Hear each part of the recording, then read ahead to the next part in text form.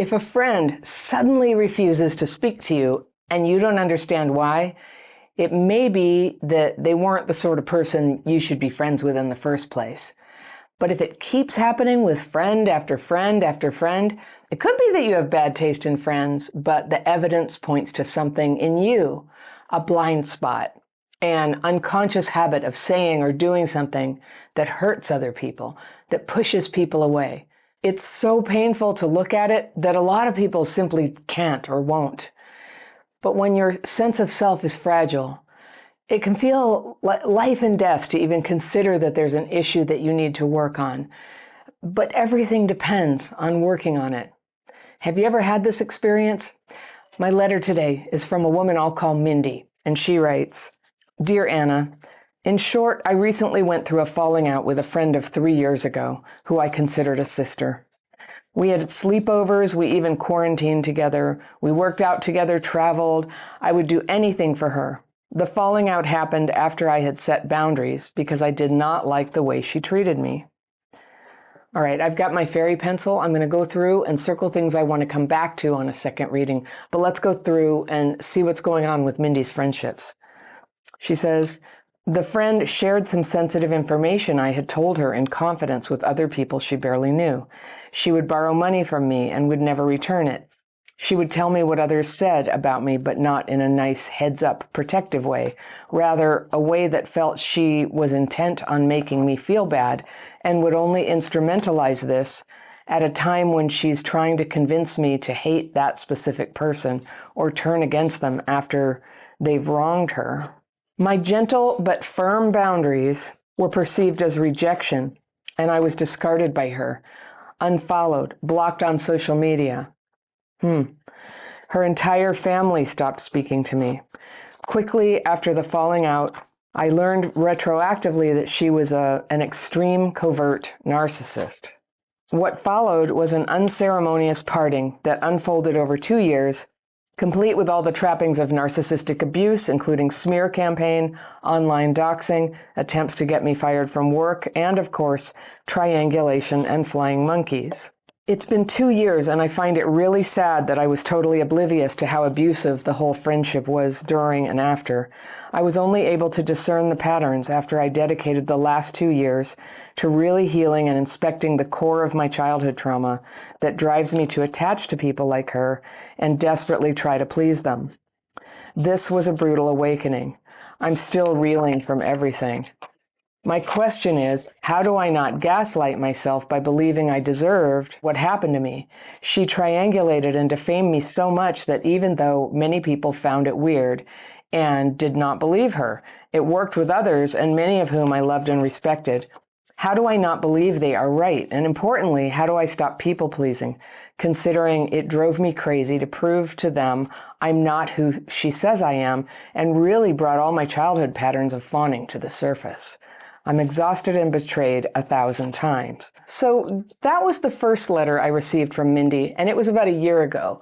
And at the time, my team and I decided we didn't go ahead and read the letter on YouTube because that first letter was very straightforward, just saying my friend was this terrible narcissist, did all the narcissist things.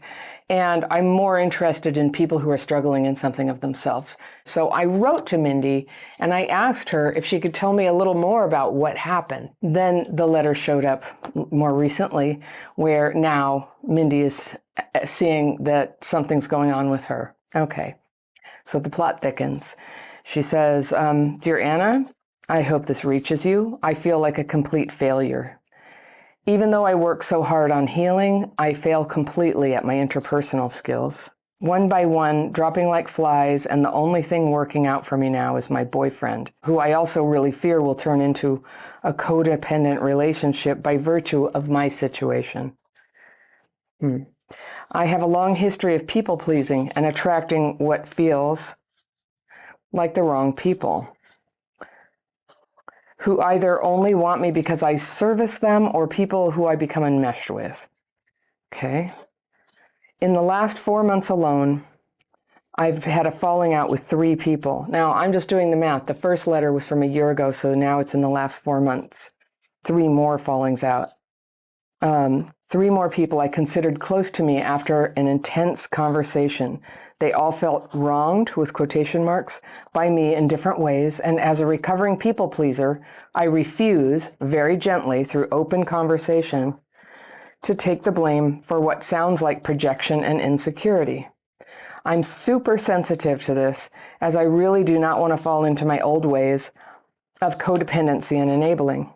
Even though I approach it calmly and I try to explain that while I'm sorry they feel that way, it's very likely they are projecting because I experienced the situation differently and I don't believe I did what they think I did. They end up discarding me and blocking me on social media. How do I heal people pleasing and absorbing other people's insecurity without avoiding accountability? Am I in the wrong here? Am I a narcissist? Am I supposed to just accept what they said I did to them, even though I did not do it? What does empathy look like? A part of me is creating a narrative. The old me is dying and the new me is struggling to be born. That is, everyone related or attached to me from my old ways is slowly being removed from my life, and soon I'll create a new dynamic in friendships. But my question is, why do I activate this in some people? I feel like I see them being friends with other mutual friends, and everything is hunky-dory. Why is there no room for rupture and repair with me? Sometimes I feel like an easy target because of my calm temperament, or my tolerance and endurance for such conversations, which is a sign of trauma. I just don't know. I crave friendship and closeness, but it's all so dangerous for me now, and I feel alarm bells ringing, taking comfort in aloneness instead. Thank you. All right, that's from Mindy. So I sent her a note back and I said, thank you for responding. And I would be interested to hear 1 or 2 examples of the situation you describe where a friend tells you something is bothering them and you tell them it's projection. If you can tell me what they say they are feeling, not just what you think they are feeling, I might be able to help. And so she replied, okay, thanks for responding. Here are 2 examples. One friend who's been very supportive around a very difficult situation suddenly went ghost. I texted her to check in and make sure everything is okay, or if it's just me and in my head. She responded saying she needs space and that she was triggered by me. While hurtful, I instantly gave her the space she asked for. I didn't ask what triggered her, and she never explained. A few weeks later, I bumped into her at a social situation, and she was avoiding me like the plague. I said hi, and nice to see you, and then just kept it friendly like that, while staying social with others. I was very hurt. I felt like asking for space is one thing, but avoiding me is extremely hurtful. After she had a few drinks, she came up to me in a very confrontational tone and said, "So are we going to talk or not?" And I said, "Sure. Do you want to pick up from where I asked you about what was wrong?" And she explained to me that she's tired of playing therapist and that the day we met before she went ghost was very tough for her. Mind you, in parentheses, Mindy's saying, it was a very regular day where we went to the cinema and I made an offhanded joke about the very difficult thing in my life she had been very supportive about. She continues to say she found my energy negative and draining and that I should be an absolute Buddhist in dealing with my issues, meaning not even joke about it. I don't know. It's very confusing, says Mindy. After that, we said we'd make time to talk properly and not in a weird social setting. I kept following up the weeks after until she told me she is not able to meet and wishes me luck. I was blocked on socials. That was it, really. All right, friend number 2. I worked together with a very close friend who I spoke to almost weekly on a project a few years ago. The project was successful and we both got so much credit for it. I'm a little more proactive and nerdy than her, so I naturally took the lead and she let me. No conversation on roles or responsibilities took place. It was always collaborative and I'm accustomed to working in teams. Mind you, I work a full-time job in a global company with almost all our projects conducted with other peers. Fast forward, it's January last year, and I get a really long text from her about how she's unable to shake off how dismissive I have been on that project, how disappointed she is in me that I'm not self-aware enough to see how dismissive I am and how the memory of that project is completely tainted in her view because of my attitude. It was really, really hard to read that text because it was confusing to receive it after all this time. I responded by saying, I'm sorry she felt that way, and I hope she'd be able to extend some grace to the friendship to perhaps consider that an alternative interpretation of my action is possible, as I do not recall that being the dynamic at all, that I'm sad to hear your experience is tainted, because to me, it was just I was happy to work with her and have nothing but fond memories. She got that what felt very aggressive, saying all I do is talk about myself and that this is not an apology. She proceeded to block me from social media. All right, I'm very confused. All right, so Mindy, I just saw that you had this letter to me from a year ago, so we started there, and it just sounded like one thing, where you believed that somebody you were in conflict was a narcissist. And then this later one, there was this pattern, and you told me exactly what happened.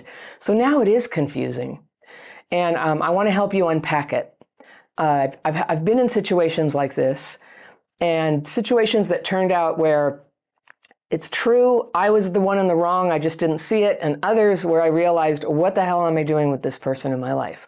So I've been in all these situations, and I'll tell you some of my experience with it, and I'll tell you what I heard here. Because it might be some of both for you too, I think. All right, so let's look at the letter. The first one from a year ago, that was before you were considering there was something wrong with you, really. And someone was close to you. She was being negative, and you didn't like how she was treating you, and you kept emphasizing in a gentle but calm voice, I told her my boundaries. So I think this is a subtle point for most people, but I'm going to give you the advanced point of view here. So what you tell me about her in this letter is that she betrayed a confidence. That's a boundary violation. She borrowed money and never returned it. Boundary violation. She would tell me what others said about me, but not in a nice heads up protective way, but telling you what other people said. Boundary violation. But you know whose boundaries she violated? Her own. I don't know if she held those boundaries, that you don't, pass on yucky gossip, that you don't betray confidence, that you pay back money. Those are her boundaries. So then you talk about your gentle but firm boundaries, and they were perceived as rejection. So if somebody is being abusive to you, why do you have gentle but firm boundaries? So there's a disconnect there. And I kept hearing you talk about, but I said it in a nice tone of voice. But a nice tone of voice weighs something. But the real thing is, what are the words you said? And so that's left out here. And that may be why we didn't pick up the letter. You didn't say what you said. Something that you said, destroyed the friendship for her. And then you said, her whole family stopped speaking to you. It is confusing. But then after the falling out, you learned retroactively that she's an extreme covert narcissist. So I'm sort of questioning that. It's like, well, how did you learn that? Were you talking to her therapist, or who wouldn't tell you that? Or how do you know that? When a person tells me how bad somebody else is and they're puzzled, but they don't really tell me their role in the whole thing, I guess I default to sort of going, I think something's going on. I think there's something about yourself you're not able to look at. You're questioning, why was I so oblivious that I was involved with an abusive person? But I suspected at the time, and I suspect now, that there's something underneath it. And I say that with great sympathy. I have had people do smear campaigns on me. They do it all the time online, and it has serious consequences. But I've had it done socially as well. I think I've talked about it here. I had a neighbor who told the whole neighborhood that I killed 4 cats. And I had 1 cat the whole time I lived there. It was very weird. This person clearly had problems, but I'll tell you a little detail about this person. They always talked like a baby. And I always tried to think of her telling neighbors, Anna killed all the cats. I mean, that is so made up, right? So what is that? I don't know. I got out of that neighborhood. I didn't, that was just such a bad situation. And then I got married to a great guy, and we moved away. It was fantastic. So lucky me. So this more recent letter came in. You said, I feel like a complete failure. I worked so hard on healing. I failed completely at my interpersonal skills. So now, because it's happened a few more times, you're looking within, maybe 100% as well. But I'm going to comfort you and say, it's often a mix, isn't it? Let's say that you have some trauma-driven behaviors around how you connect with people. Guess what?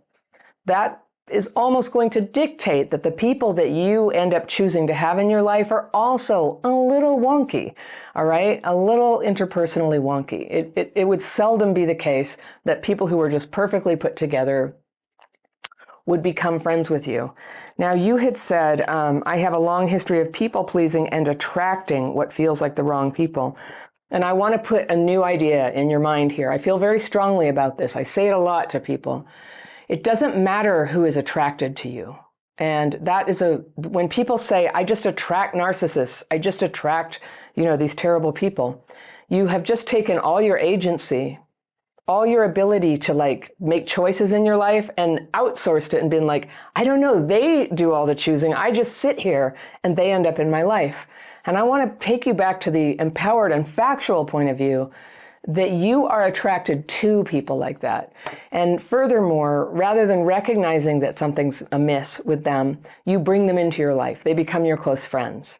Many people do that with partners as well. It sounds like you at least in the interval here, you developed a relationship that you like, but you're worried about damaging it. You call it a codependent relationship. And I didn't have any information to understand why you use that word, but we're not going to worry about that. I don't feel the energy of codependency in your story here. And I'm just going on a letter. And I'm not a therapist, but I'm just going to run this through, what I've observed from 25 years sitting in 12-step meetings, watching people who work on themselves this way and what happens, and people who don't work on themselves and this happens, and what happened in me. First, take responsibility for who you become friends with. And you say that they either only want you because you service them or you're so enmeshed. So that's usually a symptom of you don't feel good about yourself. If all your relationships are with people who are using you, they just want you to do things for them and they don't reciprocate, you don't feel good about yourself. Somebody who feels good about themselves, the first time somebody treats them like that, they just pull away. They're not there. That's the thing about us traumatized people and our attachment wounds. We'll just hang in there and hang in there. We'll try to reason with them. We'll try to set boundaries. We'll try to explain. We'll apologize, So there's something you don't feel good about yourself. So that's going to be your first order of business, regardless of these other people, is working on yourself so that you can become a person you do feel good about. And there's a school of thought out there. And I used to have a therapist who sort of did this to me. It was like, I was always wrong if I thought that maybe there was something I needed to work on. Well, I did not heal until I just focused 100% on the things that I could work on, the problems that I was generating, the choices that I was making that were a problem, even though I didn't understand why I kept having this pattern. If it's a pattern, it almost certainly has its origin inside, which is good. I love it when I find out that something is happening because of something I'm doing, because then I can not do it. I may have to do some work to figure out what it is, but it's not like a meteor coming from outer space. It is something that I have some control over. So you had a falling out with 3 people who were close to you after intense conversations. All right. So that's a big clue. You have intense conversations and there's something about the things you say, perhaps the way you behave, but you always emphasize how you say things nicely. Listen, our nervous systems can't lie. So if you're really burning with anger at somebody, you can say it in a nice voice, but the other people will feel your anger. And furthermore, they will distrust you because what you're saying and how you're pretending to be are out of sync.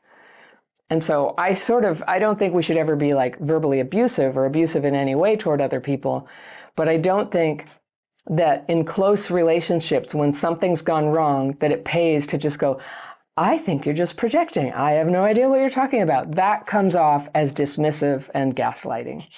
Even though the words you're saying may be totally honest. I don't know what you're talking about. I just don't understand why this is happening. That's a sincere thing to say, but it might have this layer of, have you ever had somebody do that to you? It just feels like they're on a high horse. And that could be a projection. It's true. But when we want to communicate with people where the relationship is at stake, it's totally worth being very, very thoughtful about how mannerisms and words can trigger them and set off an avalanche of destruction that makes it impossible to recover the communication. What we want, if we're going to repair a relationship, is a little safe container where we can say what we have to say, where we can be honest enough and kind enough. Honest enough that we express ourselves, kind enough that we don't just shut down their hearts. And then we want to be, we don't want to be doormats where they can just claim anything that we've done and accept it. There are things you can say other than, and I don't know if you know this, but this is like a classic dismissive comment. I'm sorry you feel that way, but. So when somebody says, look, I'm really hurt by what you said, and it doesn't make sense to you yet, if you want to save the relationship, slow that down and just accept something hurt them and be the person, be the friend. Just say, I don't understand that yet, but maybe you can help me understand. Can you tell me more about it? And it takes a huge amount of courage and grit to sit there while somebody says that. Maybe a little half of what they're saying is unfair and it hurts, and maybe some of it is so true that it just like stabs you in the heart. This is for people who are really ready to heal their relationships, is to start bravely listening what people have to say. And sometimes, and I've learned this from being married, is sometimes it pays to listen to what the content of what are they saying. We can get very hung up on, but I didn't say that, but that's not the order of events. But don't you understand how I felt? Those are all the things that I'm thinking, like when I'm in a conflict with my husband, right? But what he's telling me about something he's upset about, the main thing he wants me to understand is that he's in pain about something I did. And I have much better success if I first prioritize hearing what the pain is and caring that he's in pain. That's just like priority one. And I think that's wise for friends too. And I've learned a lot from being married these past 11 years that I've been able to carry over into friendships, where basically I can relax my agenda to prove what's factual or what my own point of view is. I can relax that for a while. I'll have a better chance to be understood on that later when the pain is dealt with, when the hurt is dealt with.